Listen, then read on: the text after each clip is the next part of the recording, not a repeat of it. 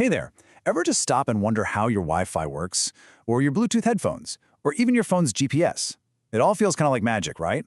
Well, it turns out it's not magic, but it is brilliant. And today, we're going to pull back that curtain. We're going to dig into the fundamental building blocks of pretty much all wireless tech, recapping some of the core ideas from our source material. All right, let's get into it. So here's our game plan. We're going to start with the absolute basics, what I like to call the invisible language of radio frequency, or RF. Then, we'll look at the actual hardware that speaks this language. After that, we'll explore the different ways devices talk to each other, their conversation styles. And to wrap it all up, we'll see how all these pieces come together to build the networks we rely on every single day. All right, let's jump right into Section 1, the invisible language of RF. This is really the heart of it all. It's about how we take real information, like a photo, a song, or an email, and get it to literally fly through the air. I mean, it's the big question, isn't it? How on earth do you send a complex message from point A to point B with nothing in between? The answer, it turns out, is incredibly clever, and it all comes down to harnessing the power of waves. And this right here is the main thing to get. Yeah, they all do different jobs, but underneath, they're all speaking the same fundamental language. Every single one starts with a simple radio wave. The real genius is in how they tweak and change that wave to carry a message. And that tweaking has a name. It's called modulation. You can think of a plain radio wave as just a steady, constant hum. Kind of boring, right? Well, modulation is how we change that hum to form words and sentences. We're literally encoding our data onto that wave by messing with its characteristics.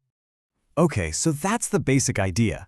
But modern systems like your Wi-Fi router need to send a ton of information, and they need to do it super fast. To pull that off, they use way more advanced techniques, like OFDM. Now, instead of trying to cram everything down one single path, OFDM is smart. It splits the data up and sends it across hundreds of smaller, parallel paths, all at the same time. And this is the perfect way to picture it. You know how a single big highway can get totally jammed up in rush hour? Well, what if you had hundreds of little side streets all going to the same place? You could move so much more traffic, way more reliably. That is exactly what OFDM does for our data. It's brilliant.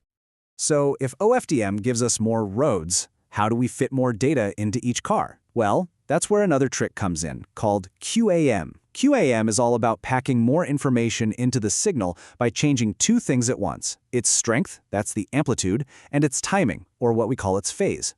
So it's not just how loud the signal is, but its precise rhythm. And the more complex that gets, say going from 16 QAM to a much denser 256 QAM, the more data we can cram into the exact same moment in time. And this is really the secret sauce behind today's blazing fast Wi-Fi speeds. It's this incredible one-two punch. OFDM gives you hundreds of parallel streams of data, and then QAM makes each of those streams ridiculously dense with information. That combination is what lets you stream a 4K movie without it ever buffering. It's not just one trick. It's two amazing ideas working together to create this massive data pipeline right through thin air. Okay, so we've got the language down, but what's actually doing the talking? Let's move on and look at the physical messenger, the hardware inside every single wireless device that makes this all possible. So inside your phone or your router, there are 5 key players on the team. First, you've got the printed circuit board, or PCB. That's the foundation that holds everything together. Then there's the antenna, which is what actually catches the waves from the air. You've got an amplifier to boost the signal, a filter to clean out all the junk, and finally, the ADC/stack, which are basically the translators between the analog world of waves and our digital world of ones and zeros. So let's follow the journey of a signal coming into your device. It's like a 4-step sprint. First, the antenna grabs that faint wave out of the air. It's weak and messy. So step 2, it immediately goes to a filter to get cleaned up. Step 3, an amplifier cranks up the volume to make it strong enough to hear. And finally, the ADC does its magic trick, translating that clean, loud wave back into the digital ones and zeros that your device can actually understand. So we have the language, and we have the messengers.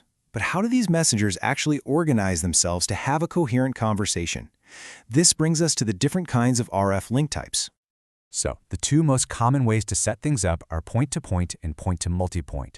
Point-to-point is super simple. It's just a direct, private line between two devices. Think of a wireless bridge connecting two buildings. Point-to-multipoint, on the other hand, is more like a broadcast. You have one central hub, like a cell tower, talking to a whole bunch of other devices all at once. And this table really lays it all out nicely. You've got your structured point-to-point and point-to-multipoint links. But then there's this third, really cool and spontaneous type, ad hoc. This is where devices just create their own little temporary network on the fly without needing a router or any other central gear. A perfect example is when you connect two laptops directly to share a file. And that's the real beauty of ad hoc networking. It's totally dynamic, it's decentralized. The devices themselves just decide, hey, let's form a network right then and there for a specific reason. That kind of flexibility is just incredibly useful for things like quick file sharing or setting up a gaming network at a friend's house.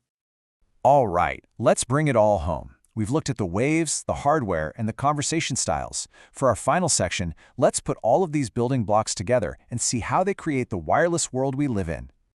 And this is really the moment where it should all click into place. Every single wireless system you can possibly think of is built from these three fundamental pieces. You absolutely need a language, like OFDM and QAM, to encode your data. You need a messenger, the hardware, to send and receive it. And you need a conversation style, or a link type, to give it some structure. It's the same universal recipe, whether you're building a tiny connection for your Bluetooth headphones or a massive globe-spanning cellular network. You know, I love this quote because it gets right to the heart of why any of this stuff matters. By understanding these fundamental building blocks, we go from just using wireless technology to being able to actually measure it, control it, and ultimately make it better.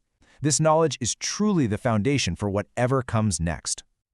And that really leads us to the final and most exciting thought. We have these powerful, fundamental tools. We have the language, the messengers, the ways to talk, and they're all getting better, faster, and smarter all the time. So the only real question left is, what amazing new things are we going to build with them next?